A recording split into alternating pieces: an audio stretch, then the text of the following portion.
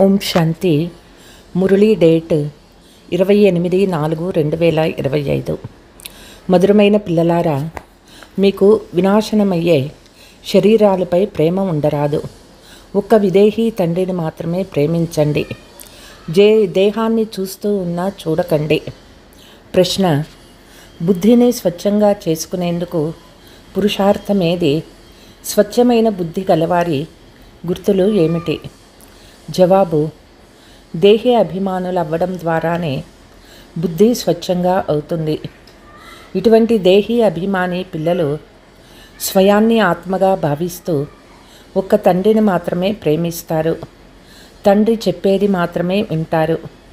కానీ మూఢమతులైన వారు దేహాలను ప్రేమిస్తారు, దేహాన్నే అలంకరించుకుంటూ ఉంటారు. ఓం శాంతి. ఓం శాంతి అని చెప్పింది ఎవరు, వింటున్నది ఎవరు?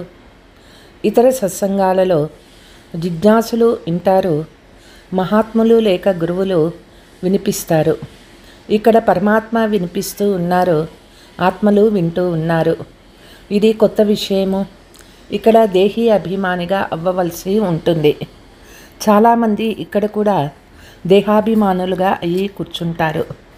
పిల్లలు, మీరు దేహాభిమానులుగా, దేహీ అభిమానులుగా అయ్యి కూర్చోవాలి. నేను ఆత్మను, ఈ శరీరంలో విరాజమానమై ఉన్నాను. శివబాబా మాకు అర్థం చేయిస్తున్నారని బుద్ధిలో బాగా గుర్తుండాలి.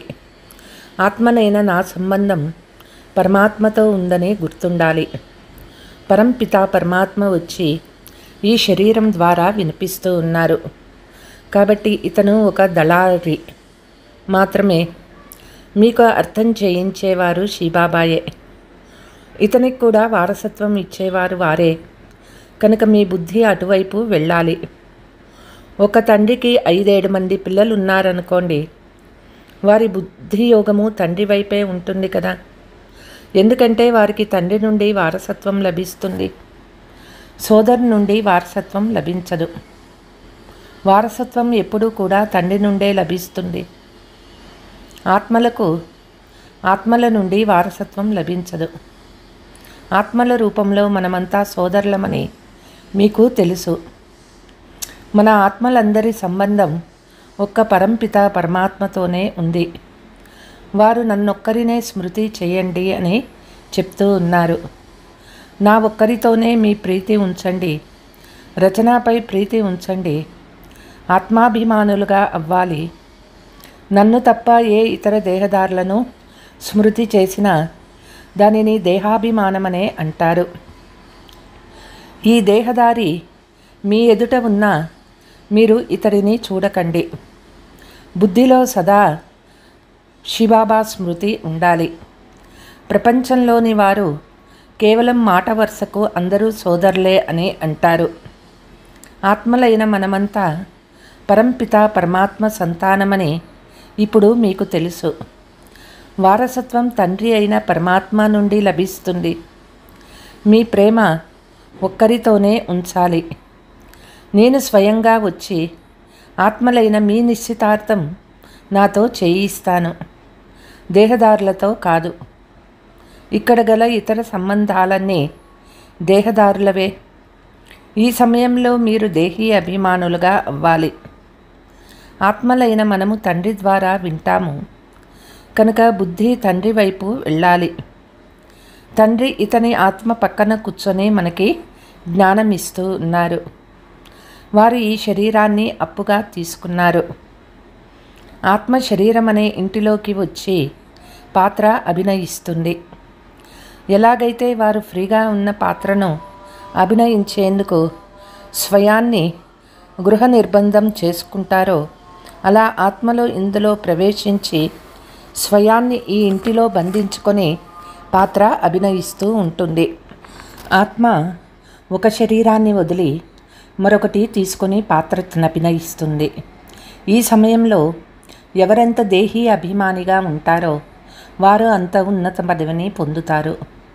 ఈ బ్రహ్మబాబా శరీరంపై కూడా మనకి ప్రీతి ఉండరాదు, కొద్దిగా కూడా ఉండరాదు.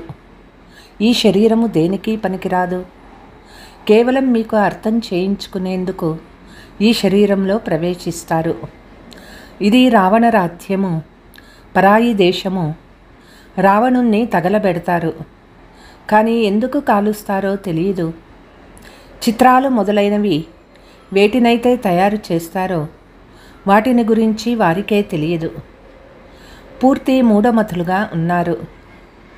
రావణ రాజ్యంలో అందరూ మూఢమతులైపోయారు. దేహాభిమానులుగా ఉన్నారు కదా, తుచ్చబుద్ధ గలవారిగా అయిపోయారు. తండ్రి చెప్తూ ఉన్నారు, మూఢమతులుగా ఉన్నవారు దేహాన్ని స్మృతి చేస్తూ ఉంటారు, దేహాన్ని ప్రేమిస్తూ ఉంటారు. స్వచ్ఛబుద్ధి గలవారు స్వయాన్ని ఆత్మగా భావించి పరమాత్మను స్మృతి చేసి పరమాత్మతోనే వింటూ ఉంటారు. ఇందులోనే శ్రమ ఉంది. ఇతడు కేవలం తండ్రి రథము. చాలామందికి ఈ రథంపై ప్రేమ ఏర్పడుతుంది. ఉదాహరణకి హుసేన్ గుర్రము ఎంతగా అలంకరిస్తారు. అయితే మహిమ ఎవరిది? హుసేన్ది కదా, గుర్రానిదైతే కాదు కదా. హుసేన్ ఆత్మ మనుష్య శరీరంలోకి వచ్చి ఉంటుంది కదా. అయితే వారికి ఈ విషయాలు అర్థం కావు. వాస్తవానికి ఇప్పుడు దీనిని రాజస్వ అశ్వమేధ అవినాశి రుద్ర జ్ఞాన యజ్ఞము అని అంటారు. అశ్వం అనే పదము విని వారు గుర్రంగా భావించారు. యజ్ఞం చేసి అందులో గుర్రాన్ని స్వాహా చేస్తారు. ఈ కథలన్నీ భక్తి మార్గానికి చెందినవి. ఇప్పుడు మిమ్మల్ని చాలా సుందరగా చేసే ప్రయాణికుడు కదా. మొదట మనము పవిత్రంగా ఉండి తర్వాత అపవిత్రంగా అయ్యామని ఇప్పుడు మీకు తెలుసు. ఏ ఆత్మలైనా మొట్టమొదట పరంధామం నుండి వచ్చినప్పుడు సతో ప్రధానంగా ఉండి తర్వాత సతో రజో తమోలోకి వస్తాయి. తండ్రి వచ్చి అందరినీ సుందరంగా చేస్తారు. ధర్మస్థాపన కొరకు వచ్చిన ఆత్మలన్నీ సుందరంగా అవుతాయి. తర్వాత కామచితిపై కూర్చొని నల్లగా అయిపోతాయి. మొదట సుందరంగా తర్వాత శ్యామ్గా అవుతాయి. ఈ ఆత్మ బ్రహ్మ బాబా ఆత్మ మొదటి నెంబర్లో వస్తాడు కనుక అందరికంటే ఎక్కువ సుందరంగా అవుతారు. లక్ష్మీనారాయణల వంటి సహజ సౌందర్యం ఇతరులకెవ్వరికీ ఉండదు. ఇది జ్ఞానానికి సంబంధించిన విషయము. క్రైస్తవులు భారతీయుల కంటే సుందరంగా తెల్లగా ఉంటారు, ఎందుకంటే వారు ఆ వైపు ఉంటారు. కానీ సత్యయుగంలో సహజ సౌందర్యం ఉంటుంది. ఆత్మ శరీరము రెండూ సుందరంగా ఉంటాయి. ఈ సమయంలో అందరూ పతితమై నల్లగా ఉన్నారు. ఇప్పుడు మళ్ళీ తండ్రి వచ్చి అందరినీ సుందరంగా చేస్తారు. మొదట సతో ప్రధానంగా పవిత్రంగా ఉంటారు. తర్వాత కిందకి దిగుతూ కామచితిపై కూర్చొని నల్లగా అయిపోతారు. ఇప్పుడు ఆత్మలన్నింటినీ పవిత్రంగా చేసేందుకు తండ్రి వచ్చారు. తండ్రిని స్మృతి చేసినందునే మీరు పావనంగా అవుతారు కనుక వారొక్కరినే స్మృతి చేయాలి. దేహదారులపై ప్రీతి ఉంచరాదు. మేము ఒక్క తండ్రి వారమని, సర్వస్వము వారేనని బుద్ధిలో ఉండాలి. ఈ కళ్ళతో చూసేదంతా వినాశనమై పోతుంది. చూసే ఈ కళ్ళు కూడా సమాప్తమైపోతాయి. పరంపిత పరమాత్మనైతే త్రినేత్రి అని అంటారు. వారికి జ్ఞాన మూడవ నేత్రముంది. వారికి త్రినేత్రి, త్రికాలదర్శి, త్రిలోకనాథులనే బిరుదులు ఉన్నాయి. ఇప్పుడు మీకు 3 లోకాల జ్ఞానం ఉన్నది. తర్వాత ఇది మాయమైపోతుంది. ఎవరిలో జ్ఞానం ఉందో వారే వచ్చి ఇస్తారు. మీకు తండ్రి 84 జన్మల జ్ఞానం ఇచ్చారు. స్వయాన్ని ఆత్మగా భావించండి. తండ్రి చెప్తూ ఉన్నారు, నేను మిమ్మల్ని పావనంగా చేసేందుకు ఈ శరీరంలో ప్రవేశించినాను. నన్ను స్మృతి చేస్తేనే మీరు పావనంగా అవుతారు. ఇతరులెవరిని స్మృతి చేసినా సతో ప్రధానంగా అవ్వలేరు. పాపాలు నశించకపోతే వినాశకాలే విపరీత బుద్ధి వినశ్యంతి అని అంటారు. మనుషులు చాలా గుడ్డిగా నమ్మకాలలో ఉన్నారు. దేహదారుల పైననే వారు మోహం ఉంచుతారు. ఇప్పుడు మీరు దేహీ అభిమానులుగా అవ్వాలి. ఒక్కరిలోనే మోహం ఉంచాలి. ఇతరులెవరిపైన మోహం ఉంటే వారు తండ్రితో విపరీత బుద్ధి గలవారు. తండ్రి అయినా నన్నొక్కరినే స్మృతి చేయమని తండ్రి ఎంతగానో అర్థం చేయిస్తారు. శ్రమ ఉండేది ఇందులోనే. పతితులైన మనల్ని పావనంగా చేయమని కూడా మీరంటారు. పావనంగా చేసేది తండ్రి ఒక్కరే. పిల్లలైన మీకు 84 జన్మల చరిత్ర భూగోళమంతా ఆ తండ్రే వచ్చి అర్థం చేయిస్తారు. అది సులభమే కదా. అన్నిటికంటే కష్టమైన సబ్జెక్టు యోగమే. తండ్రితో యోగము ఉంచటంలో ఎవరూ చురుకుగా లేరు. ఏ పిల్లలైతే స్మృతి చేయడంలో చురుగ్గా లేరో వారు పండితుని వంటివారు. జ్ఞానంలో భలే ఎంత చురుకుగా ఉన్నా స్మృతిలో లేకుంటే వారు పండితులే. బాబా ఒక పండితుని కథ వినిపిస్తూ ఉంటారు కదా. ఎవరికి వినిపించారో వారు పరమాత్మని స్మృతి చేసి నది దాటుకొని పోయారు. కానీ వినిపించిన పండితుడు నది దాటలేకపోయారు. ఈ ఉదాహరణ కూడా మీ కొరకే. తండ్రిని స్మృతి చేస్తే మీరు అవతలి తీరానికి అంటే స్వర్గానికి చేరుకుంటారు. కేవలం మురళిలో మాత్రమే చురుకుగా ఉంటే ఆవలి తీరానికి వెళ్ళలేరు. స్మృతి చేయకుంటే కర్మలు వినాశం అవ్వవు. ఈ దృష్టాంతాలన్నీ తయారు చేసినవి తండ్రి కూర్చొని వీటిని యథార్థమైన అర్థాన్ని అర్థం చేయిస్తారు. వారికి నిశ్చయమైపోయింది. పరమాత్మని స్మృతి చేస్తే ఆవలి తీరానికి చేరుకుంటారనే ఒకే మాటను గట్టిగా పట్టుకున్నారు. కేవలం జ్ఞానం ఉండి యోగం లేకుంటే ఉన్నత పదవిని పొందలేరు. స్మృతిలో ఉండని ఇటువంటి వారు చాలామంది ఉన్నారు. ముఖ్యమైనది యోగమే. చాలామంది మంచి మంచి సేవ వారున్నారు. కానీ బుద్ధి యోగము సరిగ్గా లేకుంటే ఎక్కడో ఒక చోట చిక్కుకుంటారు. యోగము చేయవారు ఎప్పుడూ దేహాభిమానంలో చిక్కుకోరు. వారికి అశుద్ధ సంకల్పాలు రావు. స్మృతిలో కచ్చాగా ఉంటే తుఫాన్లు వస్తాయి. యోగము ద్వారా కర్మేంద్రియాలు పూర్తిగా వశమైపోతాయి. తండ్రి తప్పొప్పులను అర్థం చేసుకునే బుద్ధి కూడా ఇస్తారు. ఇతరుల దేహాల వైపు బుద్ధి వెళ్ళినందున విపరీత బుద్ధి వినశ్యంతి అవుతారు. జ్ఞానం వేరే, యోగం వేరే. యోగము ద్వారా ఆరోగ్యము, జ్ఞానము ద్వారా ఐశ్వర్యము లభిస్తాయి. యోగము ద్వారా శరీర ఆయువు పెరుగుతుంది. ఆత్మ చిన్నది పెద్దదిగా మార్పు చెందదు. నా శరీర ఆయుష్ వృద్ధి చెందుతుందని ఆత్మ చెప్తుంది. ఇప్పుడు ఆయువు చిన్నదిగా ఉంది. రాబోయే అర్ధకల్పము శరీర ఆయువు పెరుగుతుంది. మనము తమో ప్రధానం నుండి సతో ప్రధానంగా అవుతాము. ఆత్మ పవిత్రమవుతుంది. ఆత్మను పవిత్రంగా చేసుకోవడం పైననే అంతా ఆధారపడి ఉంది. పవిత్రంగా అవ్వకుంటే పదవి కూడా పొందలేరు. చార్టు ఉంచడంలో పిల్లలు మాయా సోమరిగా చేసేస్తుంది. పిల్లలు స్మృతి యాత్రను తెలిపే చార్టు చాలా అభిరుచితో రాయాలి. మేము తండ్రిని స్మృతి చేస్తూ ఉన్నామా, లేక ఎవరైనా బంధుమిత్రులు మొదలైన వారి వైపు బుద్ధి పోతూ ఉందా పరిశీలించుకోవాలి. మొత్తం రోజంతా స్మృతి ఎంతసేపు ఉన్నది, ప్రీతి ఎవరిపై ఉన్నది, ఎంత సమయం వృధా చేశానో వీటిని గురించి చార్టు రాయాలి. రెగ్యులర్గా చార్టును వ్రాసే శక్తి ఎవరిలోనూ లేదు.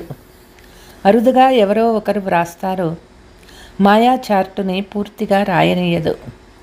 సోమర్లుగా చేసేస్తుంది. చురుకుదనం ఉండదు.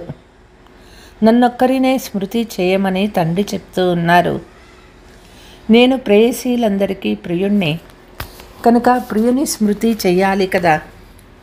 ప్రియుడైన తండ్రి చెప్తూ ఉన్నారు, మీరు నన్ను అర్ధకల్పము స్మృతి చేశారు. ఇప్పుడు నన్ను స్మృతి చేస్తే వికర్మలు వినాశమవుతాయని నేను చెప్తాను. ఇటువంటి సుఖం ఇచ్చే తండ్రిని ఎంత స్మృతి చేయాలి? మిగిలిన వారందరూ దుఃఖం ఇచ్చేవారు, వారు ఎందుకు పనికి వచ్చేవారు కాదు. అంతిమ సమయంలో తండ్రి అయిన పరమాత్మ ఒక్కరు మాత్రమే పనికి వస్తారు. అంతిమ సమయంలో రెండు, ఒకటి హద్దులోది, రెండవది బేహద్దులోది. బాబా అర్థం చేయిస్తూ ఉన్నారు. మంచి రీతిగా స్మృతి చేస్తే అకాల మృత్యువు రాదు, మిమ్మల్ని అమరులుగా చేస్తుంది. మొదట తండ్రితో ప్రీతి బుద్ధి కలిగి ఉండాలి. ఎవరి శరీరంపై అయినా ప్రీతి ఉంటే కింద పడిపోతారు, ఫెయిల్ అయిపోతారు, చంద్రవంశంలోకి వెళ్ళిపోతారు. స్వర్గమని సత్యయుగి సూర్యవంశీ రాజధానినే అంటారు. త్రేతాయుగాన్ని కూడా స్వర్గమని అనరు. ద్వాపర కలియుగాలను కలియుగము రౌరవ నరకము, తమో ప్రధానము అంటారు. ద్వాపర యుగాన్ని మళ్ళీ అలా అనరు. తమో ప్రధానం నుండి సతో ప్రధానంగా అయ్యేందుకు స్మృతి చెయ్యాలి. మాకు ఫలానా వారితో చాలా ప్రీతి ఉందని స్వయం కూడా అర్థం చేసుకుంటారు. అది ఆధారం లేకుంటే మాకు కళ్యాణం జరగదు అని భావిస్తారు. ఇటువంటి స్థితిలో మరణిస్తే ఏమైపోతుంది? వినాశకాలే విపరీత బుద్ధి వినశ్యంతి అవుతారు. దుమ్ము ధూళితో సమానమైన అనగా విలువలేని చాలా చిన్న పదవిని పొందుతారు. ఈనాటి ప్రపంచంలో ఫ్యాషన్ కూడా చాలా కష్టపెడుతున్నాయి. తమ వైపు ఆకర్షించుకునేందుకు శరీరాన్ని ఎంతగానో టిప్టాప్గా అలంకరించుకుంటారు. తండ్రి చెప్తూ ఉన్నారు, పిల్లలు ఎవరి నామరూపాలలోనూ చిక్కుకోవద్దు. లక్ష్మీనారాయణుల డ్రెస్సు ఎంత రాయల్గా ఉందో చూడండి. అది శివాలయము, దీనిని వేషాలయమని అంటారు. ఈ దేవతల ముందుకెళ్ళి మేము వేషాలయంలో నివసించేవారమని చెప్తారు. ఈవేళ రేపు ఫ్యాషన్లు చాలా కష్టపెడుతూ ఉన్నాయి. అందరి దృష్టి వారి మీదే పడుతుంది, ఎత్తుకనే వెళ్ళిపోతారు. సత్యయుగంలో అయితే నడవడికలు నియమానుసారంగా ఉంటాయి. అక్కడ సహజ సౌందర్యం ఉంటుంది, మూఢనమ్మకాల మాటే ఉండదు. ఇక్కడ వారిని చూస్తేనే మనస్సు వారిపై లగ్నం అవుతుంది. ఇతర ధర్మాల వారిని కూడా వివాహం చేసుకుంటారు. ఇప్పుడు మీది ఈశ్వరీయ బుద్ధి, రాతి బుద్ధి నుండి బంగారు బుద్ధిగా తండ్రి తప్ప ఇతరులెవ్వరూ తయారు చేయలేరు. వారిది రావణ సాంప్రదాయము. ఇప్పుడు మీరు రాముని సాంప్రదాయం వారిగా అయ్యారు. పాండవులు కౌరవులు ఒకే సాంప్రదాయానికి చెందినవారు. యాదవులనగా యూరోప్ నివాసీలు. యాదవులనగా యూరోప్ వాసులని గీత ద్వారా ఎవరూ అర్థం చేసుకోలేరు. వారు యాదవ్ సాంప్రదాయం కూడా ఇక్కడిదేనని చెప్తారు. తండ్రి కూర్చొని అర్థం చేయిస్తూ ఉన్నారు. యాదవులనగా యూరోప్ వాసులు. వారు తమ వినాశనం కొరకు మిసైల్స్ మొదలైనవి తయారు చేశారు. పాండవులు విజయం పొందుతారు. వారెళ్ళి స్వర్గానికి యజమానులుగా అవుతారు. పరమాత్మనే స్వయంగా వచ్చి స్వర్గస్థాపన చేస్తారు. శాస్త్రాలలో అయితే పాండవులు పర్వతాలపై కరిగిపోయి మరణించేరని వ్రాశారు. దానివల్ల ఏం లాభం వచ్చింది? ఏమాత్రమూ అర్థమే లేదు. రాతి బుద్ధి కలవారు కదా. డ్రామా రహస్యం గురించి ఎవరికి కొంచెం కూడా తెలియదు. బాబా దగ్గరికి పిల్లలు వస్తారు. భలే నగలు మొదలైనవి ధరించండి అని చెప్తాను. అప్పుడు పిల్లలు ఇక్కడ నగలెక్కడ శోభిస్తాయి, పతిత ఆత్మల పతిత శరీరాలకి నగలేం శోభిస్తాయి అని అంటారు. అక్కడ మనము నగలు మొదలైన వాటిని అలంకరించుకొని ఉంటాము. లెక్కలేనంత ధనం ఉంటుంది, చాలా సుఖము ఉంటుంది. భలే మీరు రాజు, మేము ప్రజలు అనే ఫీలింగ్ అవుతుంది, కానీ దుఃఖం అనే మాట ఉండదు. ఇక్కడ ధాన్యము మొదలైనవి లభించకపోతే మనుషులు దుఃఖపడతారు. అక్కడైతే అన్నీ లభిస్తాయి. నోటి నుండి దుఃఖమనే మాట వెలువడదు. దాని పేరు స్వర్గము. యూరోపు వాసులు దానిని ప్యారడైజ్ అని అంటారు. అక్కడ దేవీ దేవతలు ఉండేవారని భావిస్తారు. అందుకే వారి చిత్రాలు కూడా చాలా కొంటారు. అయితే ఆ స్వర్గం ఎక్కడ పోయింది ఎవరికీ తెలియదు. ఈ చక్రం ఎలా తిరుగుతుందో ఇప్పుడు మీకు తెలుసు. కొత్తది పాతదిగా, మళ్ళీ పాతదే కొత్త ప్రపంచంగా అవుతుంది. దేహీ అభిమానులుగా అవ్వడంలో చాలా శ్రమ ఉంది. మీరు దేహీ అభిమానులుగా అయినందున అనేక జబ్బులు మొదలైన వాటి నుండి విడుదల అవ్వగలరు.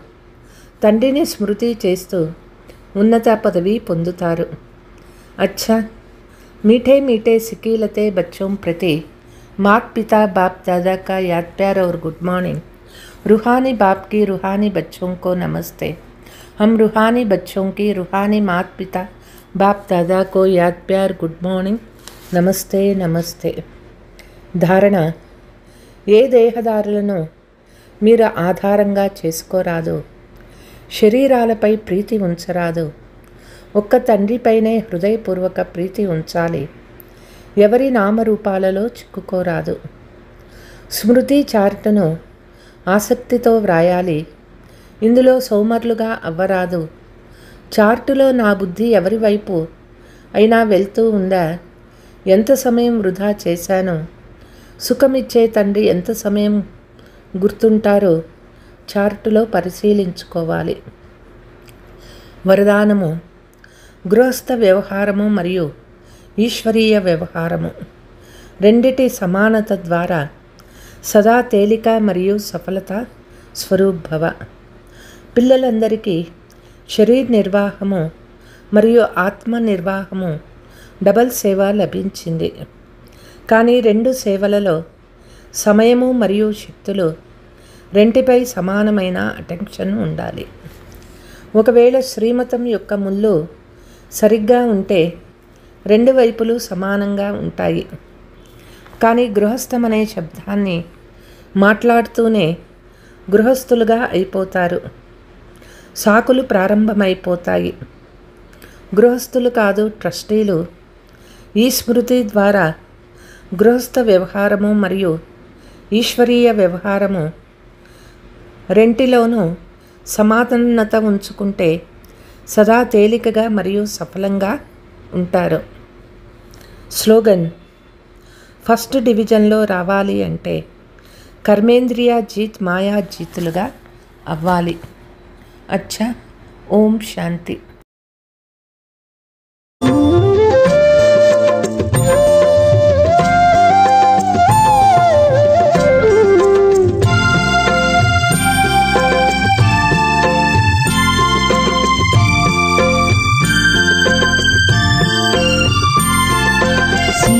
बाबा बाबा मुक्तिदाता सद्गतिदाता शिव बाबा बाबा मुक्तिदाता सद्गतिदाता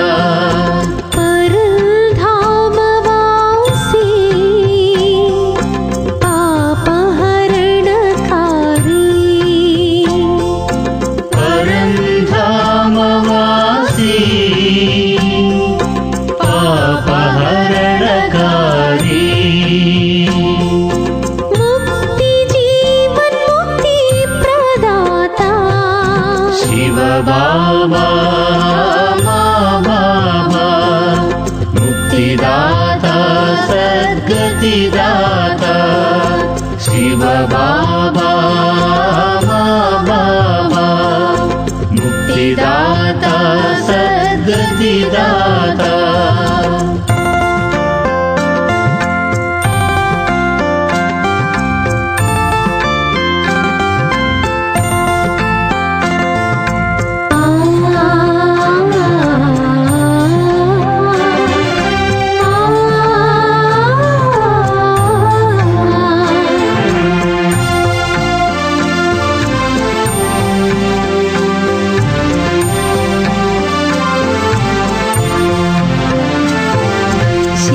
बाबा प्रिय बाबा दया सागरा ओ प्राणनाथा शिव बाबा प्रिय बाबा दया सागरा ओ प्राणनाथा दीन बंधु दयानिधि सिंधु दीन बंधु दयानिधि सिंधु जगति की मूलम नीवे बाबा शिव बाबा प्रिय बाबा दया सागरा ओ प्राणनाथा शिव बाबा प्रिय बाबा दया सागरा ओ प्राणनाथा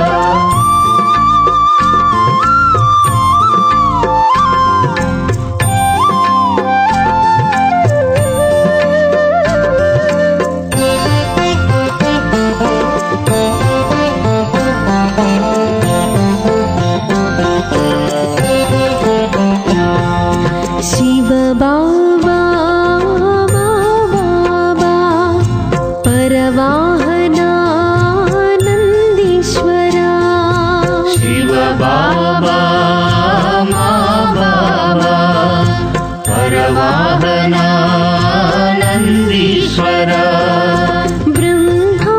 ब्रह्मातनुलो दिव्य प्रवेशमयी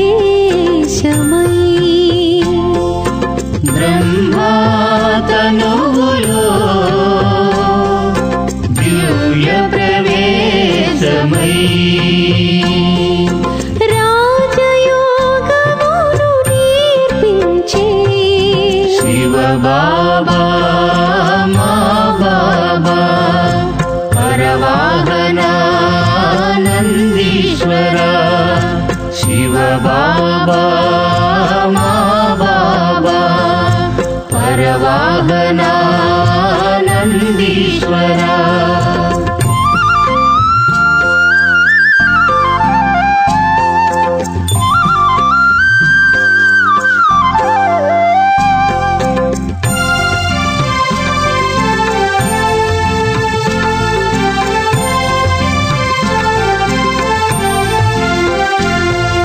शिव बाबा प्रिय बाबा ज्ञानदाता दिव्य वरदाता शिव बाबा प्रिय बाबा ज्ञानदाता दिव्य वरदाता दिव्य बुद्धिदाता दिव्य दृष्टिदाता दिव्य बुद्धिदाता दिव्य दृष्टिदाता ज्ञाननेत्रवर प्रदाता शिव बाबा प्रिय बाबा ज्ञानदाता दिव्य वरदाता शिव बाबा प्रिय बाबा ज्ञानदाता दिव्य वरदाता